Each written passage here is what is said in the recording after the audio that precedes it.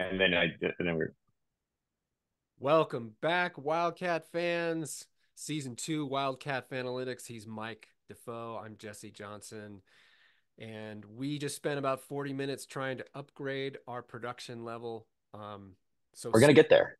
stay tuned for that because Yeah, we're working on, Mike has engineered some exciting potential for us, potential. We have which is potential. We have potential energy. it sort of feels like the theme of being an Arizona basketball fan is like Ooh, harnessing potential and energy and then ending back in a Zoom meeting, huh? you can. Yeah, you can feel it, and then we're right back where we started. Back at square one. So if I'm optimistic, perhaps our process of, rolling out this new level of production quality in the next coming weeks, hopefully, will parallel the developmental leaps that we Wow. all are hoping for with Tommy Lloyd's Arizona Wildcats. This is why the people log in. This is why they click the link to the philosophy that you're able to drop on them. I love Well, it. so let everybody see your shirt because Oh yeah, this is a gift from a man, Jesse. It is obviously, as if you're watching, you're aware. Massive Anthony Dell'Orso fan. So thank you, Jesse, for this over the and summer. you are quite welcome. That was a celebration of season 1 of our show, and Yeah, also, um, if you are in Wildcat Authority, shout out to all the smart, intelligent, thoughtful, passionate, diehard folks over there. You understand a little bit of the meaning there. So, yeah, yeah. so we have grandiose plans. Today is we're trying to get started as well as we can. We're gonna take a deep dive on 4 core players. We're gonna finish out the roster before the first regular season game, Yeah. looking at our statistical analysis and a little bit of armchair pontification, would we say? Hmm. But tonight's the red blue game, so we're also gonna bring that into some of the big picture considerations for what this team looks like and what the season could look like. There's a lot of tenuous energy out there around Tommy Lloyd following Clemson, following People, a weird. people are feeling a little shaky, a little shaky. Yeah, Um, where do you fall in terms of the spectrum of remaining sort of bandwidth and trust? Yeah, I'm pretty high. I got a lot. I really do. I think a lot of people don't. A lot of fans are feeling, like, hey, like we should have punched through. You and I are pretty high on that list of like really had an opportunity there, and the excuses of like, well, we it wasn't we didn't build the roster. He was just kind of figuring some things out. Like you're in your third year. These are your guys. It looked like a team that could get there, and really felt like the path was laid, and they really fell short against the Clemson team that we felt like we could have beaten and gone and taken it farther. I still, you get two Sweet 16s in 3 years. Most coaches really just don't do that, or better. They just don't. If you think they do, go look around, click the links. You're going to find out they don't. There's like 3 guys that are consistently outperforming that. And he is still just a third year head coach, and he's been dealing with a massive change in the recruiting landscape, obviously with NIL and the transfer portal and the COVID year, and then as well in stepping up to the Pac, to being a head coach, and then being a head coach in the Pac-12, and then from an assistant in the WCC, massive change. Boom, and then now you're a head coach in the Big 12. Maybe even just as big of a leap. And so I have a lot of faith in him. He's won a lot of games. We've beaten a lot of really good teams. You can't wipe away the success. It's real. Um, Obviously, there's some things that I'm looking forward to. He's got he talks about toughness. He needs to, I think that the team needs to exhibit mental toughness, not just physical toughness, but mental toughness really throughout the season and obviously into March. Um, this team is set up in an interesting way that I hope that they can get there. You? Yeah, no, I think that's a beautiful intro. We'll leave it at that. And I also Okay. want to add one more element to that sort of perfect storm argument, Hmm. giving Tommy a little bit more leeway. It's like easy to forget now with the density of news cycle these days, but he also came in under that probation term. Oh yeah. where Oh the my team, gosh. where the program was under Wait, investigation. what probation? What investigation? I know. So he had that. Oh He my had gosh. COVID. He had NIL. He had COVID. Oh And wow. obviously, some of these things everybody had to deal with. So we're not Right, right. excuses. Um, but it's a really important context when understanding that, like Mike Krzyzewski in 1981 or whatever didn't make the NCAA tournament for 4 years, and Right. Danny Hurley was like decent but mediocre. It took him 12 years as a Division One coach to really kind of get traction with four Wagner, years of Rhode four Island. years of zero Zero. success. Yeah, Zero. Did not win a tournament game, did not win the conference. 4 years at UConn doing a whole lot of nothing. I know that they had a really tough situation, but 4 years of just absolutely nothing. You got to give these guys time. totally. And I You just know, want to add, having grown up in Connecticut, as I've said mm, on the show before, I'm in touch with a couple high school friends who are diehard UConn fans. And I yeah, remember in like 21, they were like, I don't I don't think Hurley's the guy. yeah. So just think about that. Like there were UConn fans in 21 saying Hurley's not the guy. And then now he's won 12 tournament games in a row by double figures or something insane like that. Yeah, I mean, I had a buddy. I got a buddy that's a very, very major UConn fan as well. Has been to all the Final Fours that they've been to, I think.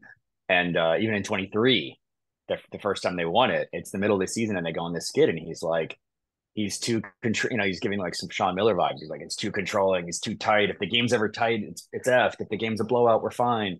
And then so it's 10 12 games later, like they're at the top of the mountain, right? So patience, given what we've already the accomplishments that we and they're again they're real. You can't hand wave. Oh, the Pac-12 is so easy to win. Well, then why isn't everyone winning it? Why didn't everybody win it like we did? So um, yeah, I have faith. Year four, let's go. Yeah. Yeah, here we are, year 4. And yeah, I'm excited for the next 4 weeks because we'll have a little bit of space to dive into some of Hmm. I did a little bit of sort of statistical fabrication this summer that we'll Yeah, look at around the perception and is it true that, Arizona is has this sort of cursed. cursed or failure. Yeah, so I'll let you know what those, highly statistically reliable numbers have to say. Here Excited we for that. But today we are going to dive into 4 players to Yeah. the depth that you and I can. Uh, Hmm. yeah. Yeah. So Go ahead. Yeah. forewarning, we really wanted to do video, which we obviously love to do. Everybody, that's a viewer knows. One of our favorite things to do is break down video. The part of the platform change as far as recording platform for us has been we want to get better video quality so you guys can actually see what we're talking about and so it's not just like, hey, if you could imagine he's taking 3 dribbles. It hasn't shaken out yet, which is fine. It's still preseason. But we're going to get there, and so we will have some video breakdowns before the start of the actual season. And in the meantime, we're going to do our best and hopefully you guys enjoy. Right on. Yeah, Yeah. let's start with the guy who is, everybody's pariah or savior, depending Mm, on the day, depending on the possession sometimes. You took on the task of looking at Mr. Caleb Love. Do you want to start there? yeah. And Yeah, yeah, yeah. I mean, Caleb obviously made huge improvements year over year from, my heavy reluctance in taking him on, bringing him on the team. Not that I get a vote, but I wasn't. I had trepidation. And he stepped up a bunch last year. His rim percentage increased a bunch. His 3 point percentage was pretty good for him. Like it's not pretty good in the general sense, and then decision making with the ball and defense, I thought were good for the most part. The 3 point percentage really is the focus for me here, and part of that leads into decision making as well in total. If you saw KJ Lewis and Jaden Bradley had a press conference recently, they talked about KJ Lewis was asked a question and he gave a very candid answer. He said, Caleb is becoming a better teammate, a much better teammate this year. He is learning what's a good shot for him. He's learning what's a good shot for us. Part of that's turnover probably, and these other guys, Jaden and KJ stepping up into bigger roles, and so you do need to incorporate them into his decision making process more heavily. But part of that hopefully is a big change, and Tommy alluded to it. He wouldn't say what big change meant, but he said that there was a lot of deep discussions and that he's seen a lot of buy-in. Very excited to see what that means. Maybe we see that tonight. I would think that that means being more of a facilitator, and now that part of that, and being less of a dribble jump shooter. Those are the being less of a dribble jump shooter is kind of A1. But how does he maintain his usage, which is important? It really is. While increasing his efficiency. Well, stop taking dribble jump shots, drive, get to the rim, kick, find your teammates, force defenses to collapse upon him, which he has just incredible gravity when he's got the ball in his hands. Or take, catch and shoot threes, which he was great at last year. He was a very, very good catch and shoot 3-point shooter. So hopefully that's what we see. I think structurally we're going to have to see it because we have one real point guard. I think there's some guys that can play point, but that's. Don't forget the maestro. We're talking about Conrad. Conrad, KJ actually had a lot of good things to say about Conrad as well. So that's that's the hope, and yeah, I'm going to be focusing a lot on Lewis. I'm sorry, on Love tonight. It's the red blue, so it's not going to tell you everything, but. If I think it's 61 or 2% rim field goal percentage is fine for his role. It's great. His free throw rate could be better, but I don't know that it's ever going to get higher. He's been like 28% free throw percentage his whole career, basically. So if he could draw more fouls, that'd be great. But can I ask you something about that? Please. Yeah. So I'm really fascinated with the free throw rate as a sort of like as a underrated stat. Just so I'm understanding it correctly, is a free throw rate, is that it's relative to the number of field goal attempts? Yeah. So that's part of it, right? So it's a little tricky because there are some players, like if you look at Tobe Awaka, who we'll get to next week probably, he's got like a 60% free throw rate. Yeah. It's also because he only took like 3 field goal attempts a game. So does that mean that for every 3 shots he's getting, almost 2 free throws? Yeah. Okay. Which is great, right? But if you took 18 shots in a game, you're really hard to have not likely getting 11 or 11 and a half free throw attempts. That would be totally. Yeah.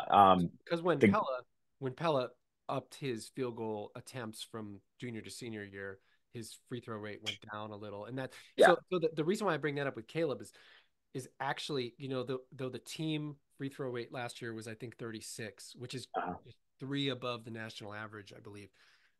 It's a little bit above the national average. Excuse me. And that's good. Like, my statement at this time last year was, it may be sort of boring and arduous, but we should kill people at the free throw line. Death by 1,000 cuts. Would you have Caleb Love, Pella Larson, Umar Ballo? You should be Jaden Bradley, KJ Lewis. You should be killing people at the free throw line because I expected that. Right. Yeah, and Keyshawn Johnson too, right? Yeah. And Keyshawn a little bit. And jamming it in there. Like, overall, we could say it is a strength. And it's something I'm excited to circle back to in big picture, because I think as you look at the profiles of these guys, there's a theme that they all are pretty good. Now that you get rid of Boswell and Umar is amazing at getting fouled, but not so much at converting. Couldn't convert. Kyle and Kerr, neither one wanted any part of contact in the lane. And so their foul rate was really, really hurting the team. So now you have a really solid group of, and actually Caleb is like the lowest in his free throw, but relative to his shot volume, it's actually pretty good. So you don't necessarily judge Caleb by an improvement of free throw rate. What I would say is, yes, I think he can go up a little bit, but that would be because he's taking my dream for him is, he took 528 attempts last year. That's by far the most of any Arizona player in the last whatever, how many. I was gonna say like ever. It only goes back. Maybe. So probably. Can he convert his 50 worst decisions of the season. Right. One and change decision a game, right? You don't need the stats to know it. If you watch Arizona, you're like, good God, that Right. never needed to even Like be why? close to considered, right? Why did you do that? Right. The 28-foot pull up with 36 seconds left in the half, the one-footed three-pointer, it's like Right. one of those a game. If you Yeah. converted that into either free throw attempts or facilitation, Right. What that's does a that look that's a like? positive impact on overall efficiency. Yeah, Yeah, because exactly. Because you're pulling away from that other number, right? Which inherently it's a similar argument that I've made in the past about turnover percentage, which for on a team basis is totally fair stat. On an individual basis, it's largely driven by field goal attempts. So if you're not, so it's part, Pelle Larson, as you mentioned, mm, took more field goal attempts. All of a sudden, his turnover percentage drops precipitously. Oh my gosh, he's better with the ball. Well, no, sure. I mean, really, it's just that the formula changed, and that's really the meaningful driver. So yes, I totally agree that we could see an improvement without him, trying to draw more contact. It's just simply, what if he didn't take those bad shots? Uh, and there's layers beneath that of course I love to you know think about that go into it. That yeah, we may I stay for I'll today. say two things on it. Structurally, he is going to have to be the backup ball handler. Although I do think maybe KJ Lewis could even be a better backup ball handler. So we'll talk about that in a sec. But and then two, um, bringing up on, and I've said this a couple of times now, but bringing on two guys in Townsend and Del Orso, who we'll touch on in another episode, that are wired to be 20-point per game scorers. Just habitual 20-point per game scorers. Did not have that last year, and I'll go into those numbers, but you're talking about. I think maybe Pella was the closest 20 point. I think he had like 3 or 4 20-point per game, 20-point games last year, 20-point plus. So that I think that allows Love to not. I think when he sees other guys that are actually scoring, then he doesn't have to the pressure doesn't build up in him. So hopefully both of those two things, a structural shift and then better around him scoring, Yeah. allows him to lean into those better decision making Yeah, and hopefully you're choices. right. And of course, that presumes that that what you're saying is a source of pressure for him, which we don't I think know. so. We don't It's know. really hard to tell with him, but I Yeah. do I do get really excited about both Del Orso and Townsend in there. Not only are they sort of unafraid to handle scoring volume, but they Yeah. actually Very. sneaky versatile facilitators, and I think Mm-hmm. that's the magic combo that this offense does well with. Yeah. It's sort of like the Domantas Sabonis, like that guy.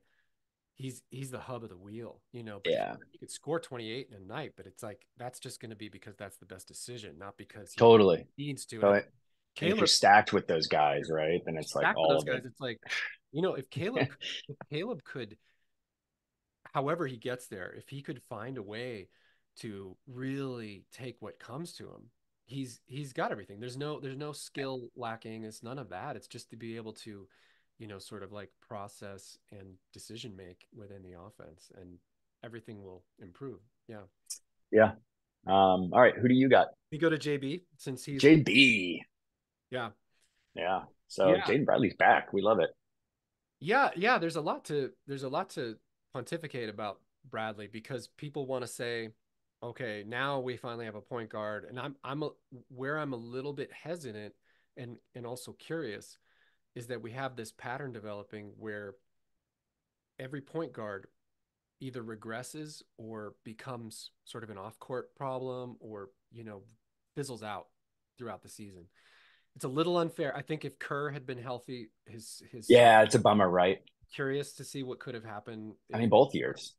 Yeah, Yeah, both I years he got hurt. both years he got hurt, and so I don't want to heap on him too much. And everybody knows about Boswell. I do think Bradley seems like a different psychological makeup. I really like his temperament in terms of Mhm. his position and his maturity, his supposed maturity.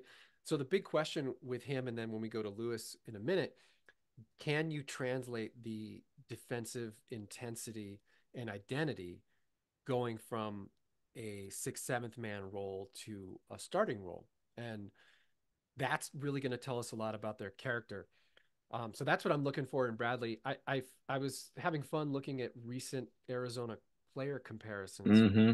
So one guy I came up with to compare Jaden Bradley with is third year TJ McConnell. That's pretty good. Yeah.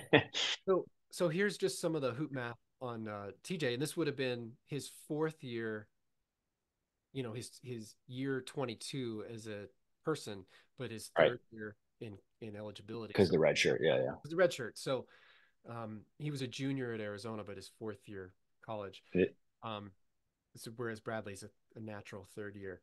So TJ's third year, he surprisingly like his Jaden's already ahead of him in terms of true shooting percentage, and they're about the same in effective field goal.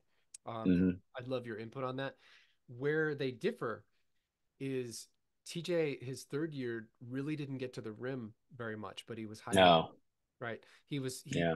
21% of his shot attempts came at the rim, but he made 64, which, as you said for It's Caleb, really good. that's great for a point. Yeah. For his size, for his role. Yeah. He was really good in the mid range, 43 and 43, and then 36 and 36. So he was pretty solid across the board. And he didn't get fouled. 18, No, he did not. Yeah. 18% free throw rate, and Hmm. he only shot 62%. So Bradley's already, I think, has a higher ceiling in terms of his like direct impact with the ball. I think he can more so than like needing to make a bunch of threes or mid-range shots, which a lot of people focus on. He's got that. I think if he continues to let it come to him, his efficiency will be fine. Obviously, his three-point percentage is going to drop as his attempts go up and his minutes go up, but that's not too big of a concern as long as he's in that 37, 38 range on two attempts a game, What I Yeah. where I think Bradley has an amazing potential coming back to this free throw rate. Last year, 43 43% free throw rate, 85% conversion. That 43 is going to come down a little bit because he only took 186 attempts last year. TJ was Right. 280. So Yeah. if you project him, 280 for TJ McConnell equates to a little over 7 a game, and Hmm. that probably feels about right for Bradley Yeah. this year. He was just around 5 and change last year. We don't really want him eating up a bunch of shots. The thing that made him so efficient last year, except at the rim, was his shot selection, and Yeah. he let the game come to him. So the two things I'm looking for: can he improve a little bit at the rim? Um, he was about 49%, and about half his shots were at the rim, and he Loves made to get to the rim, and he's very crafty and can get there. Probably a little fancy, in my opinion. A yes, little Javon Quinterly, if we remember the Jelly fam, where it's all like these like really cool little like spinning touch English layups, and it's like you don't have to get that fancy, man. Just put the ball in. Do you like overall? Do you like his distribution? He's 49% of his shots are at the rim, 36 at the mid range, and then 15 at the three, or is he going to have to take a few more threes? Um, I want. I hate to have a point guard that doesn't have a respectable 3-point shot because then I think I find it really difficult to run a pick and roll if guys are constantly going under on you, right? And so he needs to be able to take that shot. Now he hit him at 46% last year, but he only hit like what 12. Yeah, So I do like his mid range. I always have. yeah. From high school, he was an excellent mid range shooter, and I find it fine to have a point guard that can dribble penetrate, and if and maybe he hits a hezzy, and so the covering big kind of falls back a little bit to oh, okay, I'm going to fall back to the rim as I'm anticipating this guy blowing by me, or putting pressure, and then he hits the brakes a little bit. Now he's got some space. He can hit that sort of like stop and pop mid range jumper, right? Yeah. Yeah, so I do love that from him. Because I know that's a strength of his, having watched his tape for years now. But needs to, yeah, obviously, shift some of that into just by nature of taking more 3-point shots. Um, Yeah, and, and that'll be an interesting thing to watch. How do opponents guard ball screens with Jaden Bradley? And I can envision this team again coming back to like if I'm looking at guarding this team and you've got guys like Townsend and Love, I'm saying, and Krivas, frankly, I'm saying, all right, like prove you can beat us from three, you know. Yeah, I'm going under. Yeah. Yeah, I'm going under. I'm Lewis probably and I'm Bradley sagging off some. I'm playing a deeper kind of drop, and just like bait Caleb Love into mhm, early threes, bait Lewis, and like that's doing the defense a favor if you're not hitting, right? So totally. Bradley's Yeah, I think Bradley's maturity is going to come in his ball screen reads.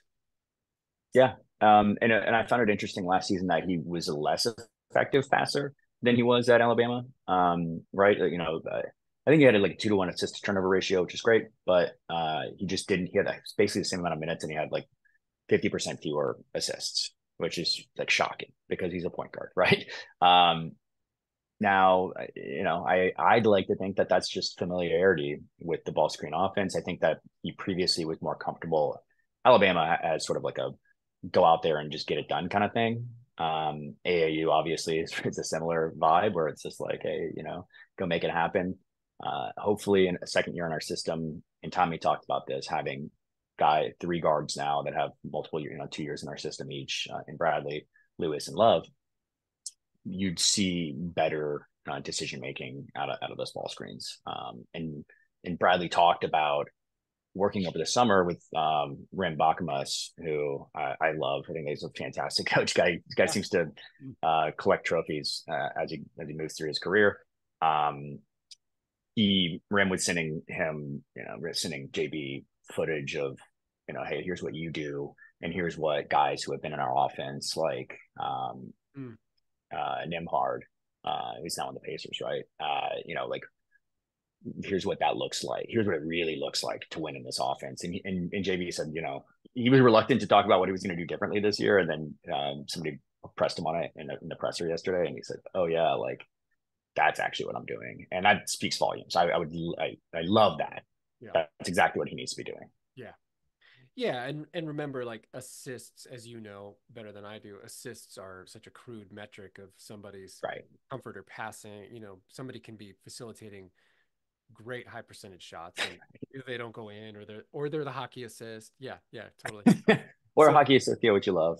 That's still part of the offense, right?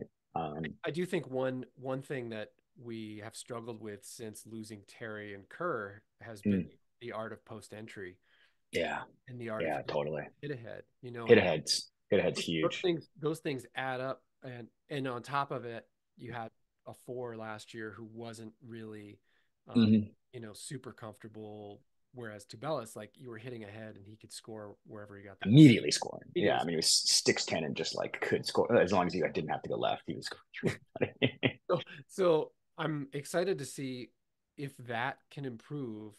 If Bradley and Lewis and Love, there's no reason those guys can't at least like discern the moments of hit aheads and duck Yeah, ins and yeah, yeah, post entries like that. All we had was Pella, and then half the time he was throwing it to the other team and forcing yeah, it because he knew how yeah. badly Tommy wanted. He wanted to. I think Pella's thing was The the approval. the first play of the Clemson game, he just Mhm. like tries to dump it in and Just like puts force it it. off, Yeah, just puts it off his foot, like I think Ball's foot, or just like sent it out of bounds, and it totally. was and it was and it was just like, I know oh, we're this is we how the started game's gonna texting be. and we were like, what? Oh no. So I Yeah, totally. That's a bread and butter, right, of yes, Tommy's offense. Like starting through the post, and I do think this is a more perimeter oriented scoring group, but still, you need to be able to establish the post. We have really good post scorers like still Awaka, inside out, man. yeah, It's like Krivas. to use the bit my people get tired of my baseball analogies probably. It's like the fastball's still the best pitch in baseball. You Yeah, you still like layups and dunks are still the yeah, best shot always. yeah. If you could win on taking 60 layups and dunks a game, you would. No matter how boring it is. But Especially if you do it at pace, which is totally. Yeah. that's been like Tommy and Gonzaga's like Yeah.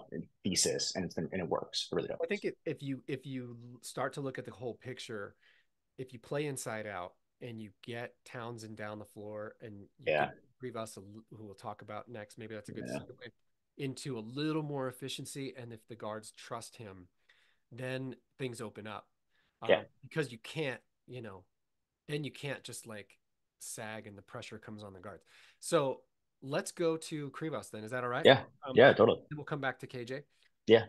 Yeah. So I find Krivas I'm curious to hear your input because he's sort of a little bit of an oddity in his first year numbers.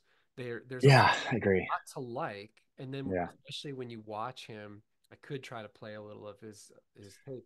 When Good you luck. watch him, you're like, like this, you can clearly see the potential. I think the one fundamental piece that we love about Krivas over someone like Balo is Krivas can score when his defenders between him and the basket, and Umar Mhm. basically depended on being in the dunker spot or getting Yeah. off with backs. He wasn't Yeah. really And, reliable and when they had him bodied up. Yeah. and additionally, you can play Krivas at the end of a game Yes. because he's almost an 80% free throw shooter, and that was low volume, so we'll see. But he looks good at the line. Oh, the shot looks good. I think he looks Yeah, like comfortable on the line. yeah, He's yeah, so in his comps, I looked at Koloko, I looked at Karnowski, hmm and nice. sophomore year Karnowski, I looked at third year Deuce Ristich.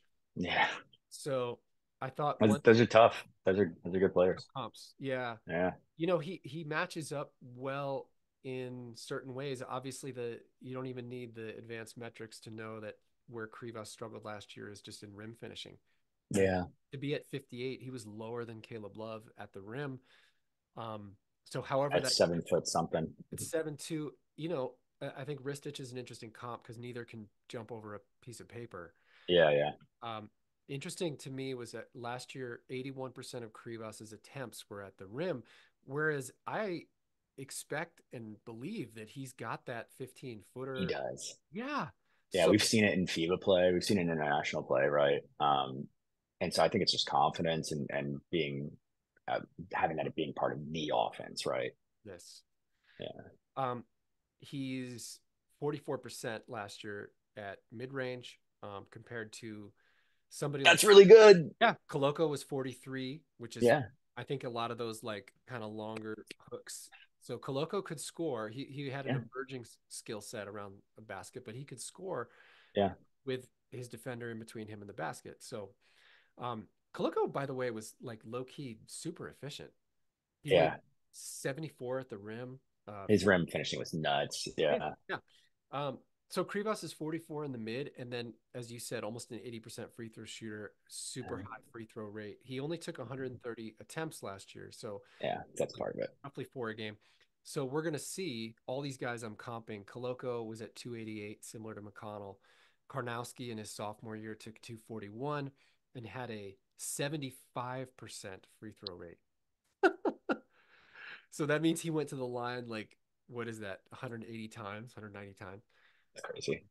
and Um, only made 50%. yeah, and then the rebounding numbers for Krivas bode really, really well. I mean, he was absurd his rebounding numbers. So I haven't compared to the previous guys, but I'm sure if you did, you'd go, oh, that's looks pretty good. That's pretty comparable or better. The block percentage, like his rim protection isn't as good. Koloko Right. was you want to be close to 10, right? If you're above 10, that's nuts. But if you're like 8, like that's good. I think Krivas was like 5% last year, and even Koloko as a freshman was high. Balo similarly, and that's part of the reason I knew Balo was going to be I could see that. You're like, oh yeah, man, like he's already got the rebounding and the rim finishing and the block. He like just give him some more minutes and like he's going to be fine, which turned out to be the case. Um, but I wouldn't. I don't. Maybe that. Hopefully, right? Hopefully that rim finishing comes up and the percentage comes up because he's just more comfortable being here and being in America, playing in an American system, playing with the physicality and athleticism that he has to deal with in Yeah. NCAA. And I do like him just in what we've seen. I do have more trust in him being able to play a little bit more ball screen diversity than we Yeah, currently follow. I think he's got yeah. better lateral You movement. mean from a defensive perspective? Defensive perspective, I think Yeah. I think you don't have to play straight deep drop No. with him. And I think he's a little closer to Caleb Tarzuski, Christian Koloko. Yeah. He is Yeah. Rich and Balo. Yeah. And that's the other way that you could play ball off the court last year, right? You could foul him on the offensive end, and then he's not going to really hurt you much. And then on the defensive end, you just abuse him in that deep drop. Taking step back threes or mid range jumpers. It's just over and over again. He was getting diced up, which was and we talked about that a lot. We got a long video with some with some video evidence last year. They did try to make some changes, playing higher, closer to the touch. So that was cool. I do agree that Krivas has that ability with the lateral mobility to in faster hips to be able to not maybe not hedge like Zeus was having to hedge. We'll see. That'd be interesting, but at least to play closer up to give guys pause to where they're not just like you and I talked about, just like feeling so comfortable walking into a jump shot, right? Totally. Yeah. There's actually a I want to say one thing and then show Yeah. this clip of his. We're gonna get to it here. The one stat as I look for this, see if I can do both. If this doesn't fry my brain here. The one stat that I think if you wanted to look at something tonight in red blue and in the Right. exhibitions, the one stat that really jumped out at me, and it's not going to be surprising. It's gonna affirm what we've seen from him in the freshman year, where people got frustrated with his rim finishing. Of these four guys, the rim there's a stat Hoop Math does on rim putbacks. So his offensive rebounding percentage is pretty good, but his putback percentage is really way off all these guys. So you start with like Karnowski was 91% on rim putbacks, which is incredible. Oh, Ristich as a sophomore, and this is important because we all know Ristich. First of all, he's not even as tall as Krivas. Second of all, he may even have less of a vertical. right. His was 82. So that means 82% of the time Ristich corralled an offensive board and attempted a rim putback. He's making more than 8 out of 10. Koloko was 70. Krivas last year was 56. Yeah. So You even if know, even if you can just like, and I think probably a lot of that's lower body strength. I do too. And familiarity with like getting with the athleticism and physicality around him, right? Totally. Yeah. Yeah. So I want to Well, show this. I want to show this one clip of our boy here. Let's see if cool. it, choppy or not. Choppy or not, we're going to show because I think there is another element to Krivas's offensive skill set that sets him a It looks pretty good actually. little above the potential of someone like Balo or even Koloko. Oof. There's going to be a clip Step here. throughs. Yeah, there's going to be a clip here in a second where he gets like triple teamed in the paint, and that was one right there. Yeah, with a kick out. The kick out, and so I think Yeah. court vision and the willingness. Balo was not really a facilitator. No. Oh, there it was actually. Sorry, There. I missed it. I know. Sorry, guys. So here he's in the post, Yeah, yeah. and look at all five defenders are getting Everybody's looking at him. step from the paint, and they're all looking at him. And here's 12. Here's Morauskas, by the way. Yeah. And that's Spain that they're playing. So this is I know it's U20, but that's no pushover country. Like that team can play. So he's got three guys. All five guys have his attention, and here's this Yeah. hanging out, and he finds him. So I think there's something to look forward to there in his ability as well. Yeah. I like it.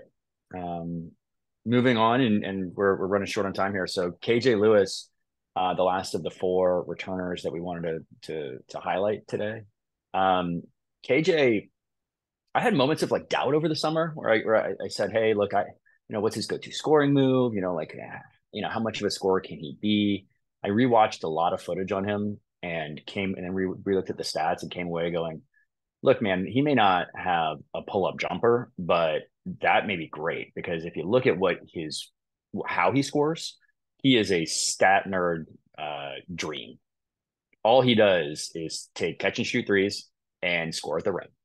And free throws. That's what he does, and get free throws. Yeah, which I put in that same. Yeah, so it's like high free throw rate, high rim finishing, or at least high rim take percentage. His rim finishing was only 54%. Similarly with this 3-point percentage, only 34%. Those aren't abysmal. We can work with that. I think those are going to rise.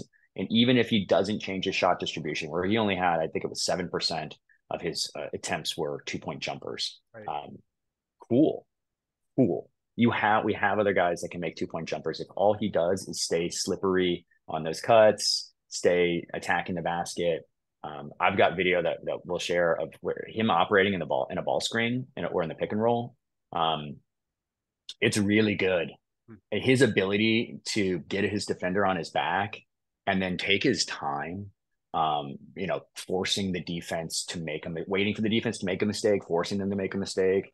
Hezi, again, getting that defender on his back. Now the defender has to stop a little bit. And then the biggest that was coming up is now a few feet away from him because he's backpedaling and it just opens up so much for him. Now he can go for the little layup. He can dish it off to a cutter, and he did that a lot last year. His assist turnover was nuts. I don't know if he can maintain it, but I just the vision I saw from him, and the intelligence. Yeah. The intelligence that the decision making to only take really high quality shots is kind of mind boggling.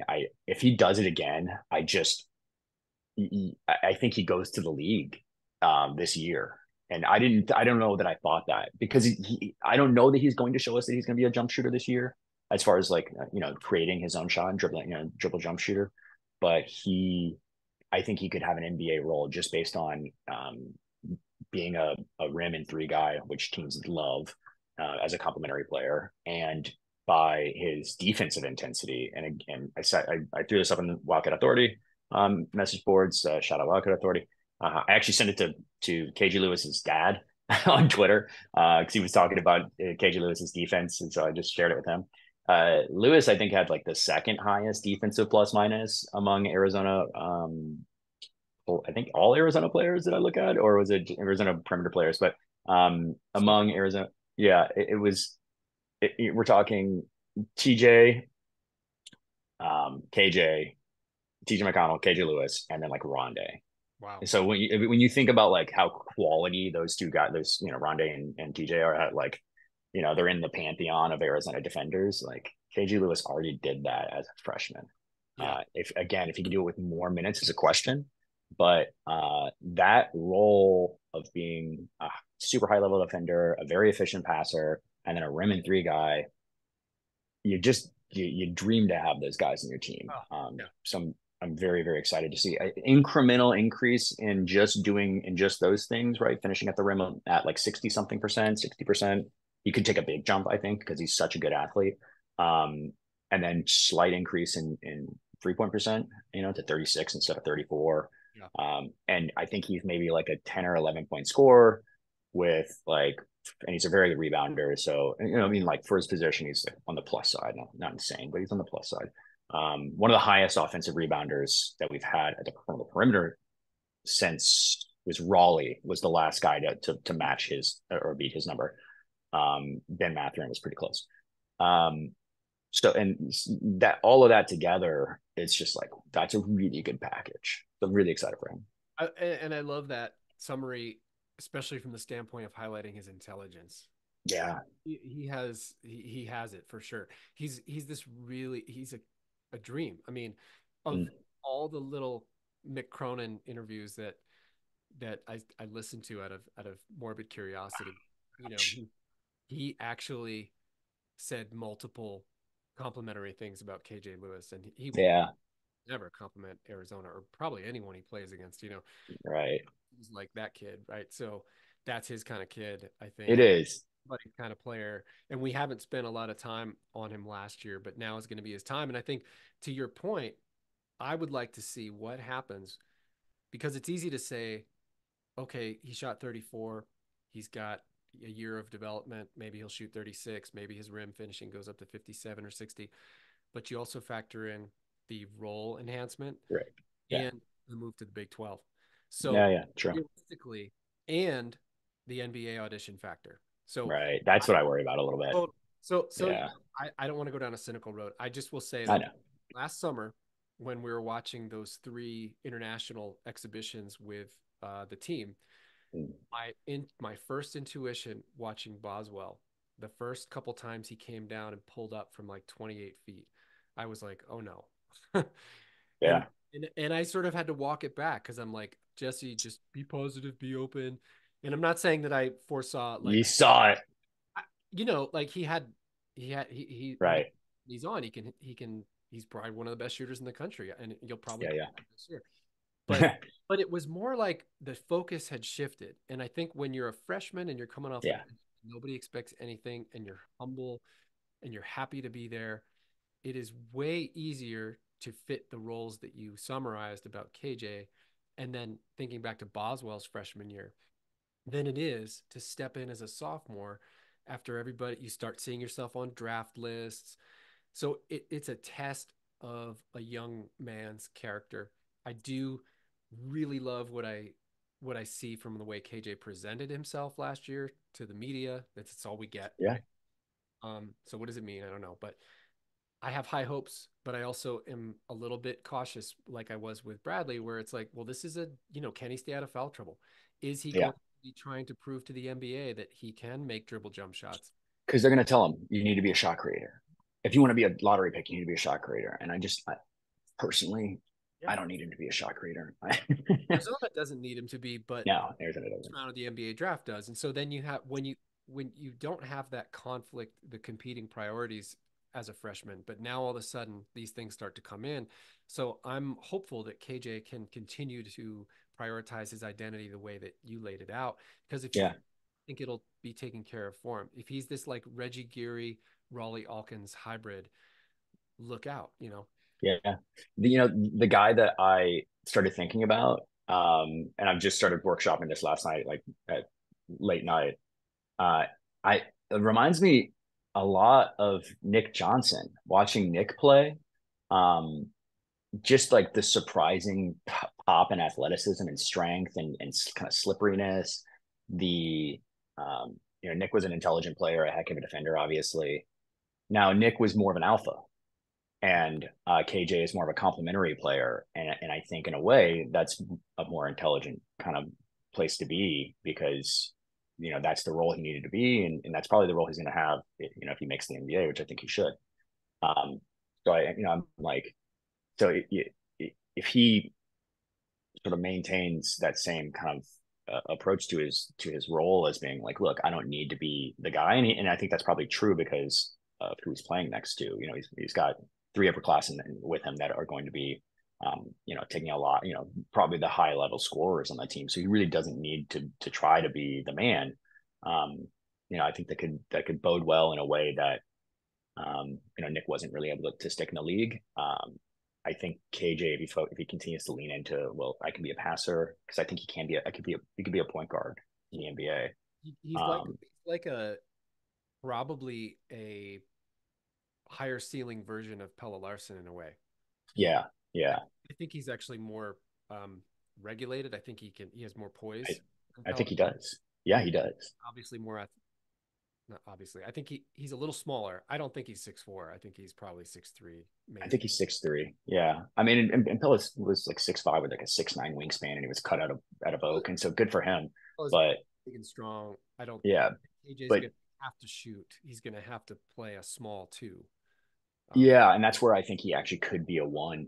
Um, where if so that's what I mean is if he just leans into like, well, I don't like all I need to do is hit the shots that come my way, um, and put pressure on the rim and distribute and then be an insane defender. Like that's like maybe you're only a backup point guard in the NBA, but congratulations, TJ McConnell's on year 10 of being a backup point guard in the NBA, and he's made a lot of money. So, um, yeah, that's kind of what I'm hoping to see is rolling. But look, if he surprises me by being a good, all of a sudden he can create his own shot and be besides like driving as in jump shot. Like, I hope he's successful with it. We'll see. I even think so. We're gonna come back to this discussion, as we lead up to the regular season, because I know we got Yeah. just the theme that's emerging for me today is about role acceptance and chemistry. Hmm. And you've got again, you've got two super seniors who are high volume shooters with Townsend and Love, and you've got an Yeah. offense that's going to play through this really soft spoken 19-year-old center. All You right. better believe like they're going to be, emphasizing getting the ball to Krivas early season at least, Yeah. and then you've got guys like Bradley and Lewis who are, behind the scenes trying to prove themselves. They're going Yeah, to because their they fun. have NBA potential. Yeah. So we'll come back to that. Who are you, most there's always I'm always excited to see everyone at the Red Blue because everything's fresh and there's something to evaluate. But is there somebody for you that stands out that you're excited to see? Henry Basar. I paid him to say Maybe. Look, if Henry became something like we're gonna run the tape on Henry, and you guys are gonna be like, wait, who is that? Young Henry was insane. Look, I think Anthony Delorso is going to lead all scorers tonight, 5 points and in 17 minutes. yeah, I think he's going to. I think he's going to score a lot of buckets. So I'm excited. Leading scorer And if prediction. what's up? He's your leading scorer prediction tonight. He's my leading scorer prediction, mostly because I need him to be. And I'm trying not to attach my ego to it too much, but I am Got a wearing the lot of shirt, so got a lot of your reputation staked on I him. really have. I did. I went all in like Man, 16 times. yes. Yeah, I did. There was somehow I kept buying back in to go more all in. We'll Confirmation. see. Yeah, I've been wrong before, but yeah, I'm a huge big fan. I want to be right, obviously, and I really do think he's going to be a hyper impactful player.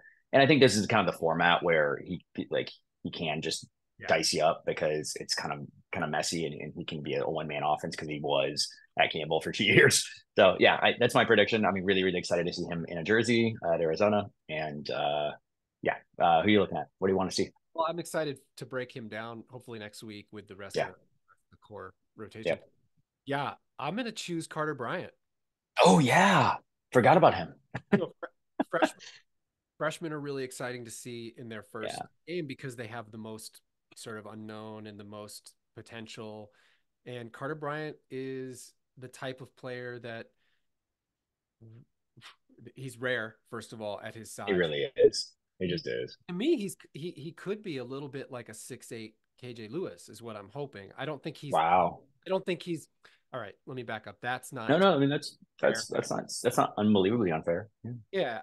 Or maybe like a yeah, we'll find out. We don't need a comp right now, but I think he's Carter Bryant, and he's a guy that we have not yet signed. We have not signed a 6'8", athletic, versatile guy who's gonna. NBA three. Yeah, It's the dream. it's a It's dream the guy. He's not. yeah, He's not. Who was the guy for Alabama a couple years ago? He's not that guy. Who yeah. is that the small forward, the 6'9" small forward? You talking about Brandon Miller? Brandon Miller. Thank you. Yeah, yeah, But gosh, if we could have him for years. Anyway, he seems like a great kid. He seems like he's all in on Arizona. He's a guy that if we had one more hybrid guard, if we had Dame Sar or somebody like that, yeah, I think you'd have the most perfect small ball kind of versatile front court utility guy when you talk yeah, about Bryant and how he complements Townsend. yeah. We're gonna go into that. It's gonna be fun. Be fun. I think he can shoot the catch and shoot three. I think he can facilitate. I think he I can think he can rebound. dribble jumper. I Yeah, mean, it's gonna. Look, we've only seen it yeah. at the lower level, right? And so it's totally different when you get to college. And all that is to say, I don't expect him to come in here and dominate. I think he's going to ease his way into the season. I just don't think that's where his development That's is. been the warning the whole off season, right? I hope that that's just like lowering expectations so that we're all get not so excited when he booms, but we'll No, see. he's not. He's not going to boom. I don't think. He's gonna boom. But I think what you're going to see. We don't need more of that on the that just creates really frustrating. Hype, hype, hype. But I think he's the type of kid where every game, including tonight, there's going to be a play where you go, oh, like he's the one guy on the team that can actually do X. And you're Yeah, going to see X happen once a game. And then in December, you're going to see X and then you're going to see Y. And you're going to like, yeah. oh, nice. Oh, yeah, This is what this kid can be. And then it's just going to be a matter of, can he develop? Can he hang? Can he do the season? Um, mentally, all that stuff. So I'm excited because I think he's, first of all, he's our only real freshman. So yeah. it's exciting. He's been such a Arizona target for so long, and he actually came. In a way, because of that, and because he was expected and talked about, it feels like he's been untalked about. He's just been like, I don't want to say forgotten, but I made the joke earlier though. I forgot about that guy. it just feels like it's just like, oh yeah, and you're like, oh yeah, he's like, oh, he's like the seventh or eighth man. And you're like, he could be it. And, again, I don't want to completely hype the guy up, but man, he just his tools, the physical tools that he has, along with, like you said, the mentality where he's a really thoughtful kid. He's really intelligent. There are not many Um, Carter Bryants in any class, and I'm not saying and the ball skills he has from the perimeter where he could play the three. And people are laughing like, oh, he calls himself a guard. Like the kid can do it. So I'm and excited to see it. for lack of a better comp, because this is going to be in some ways totally misleading.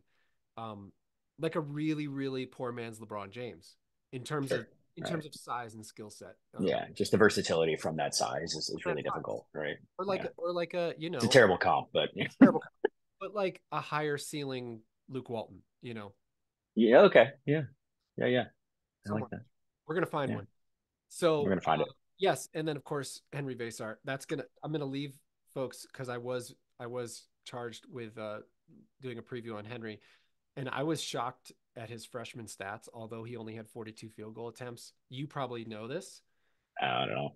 Do you Can you guess what his true shooting and effective field goal percentage were as a freshman at Arizona? All right. I won't look. Did you have like a 64% true shooting or something? What was he? 67.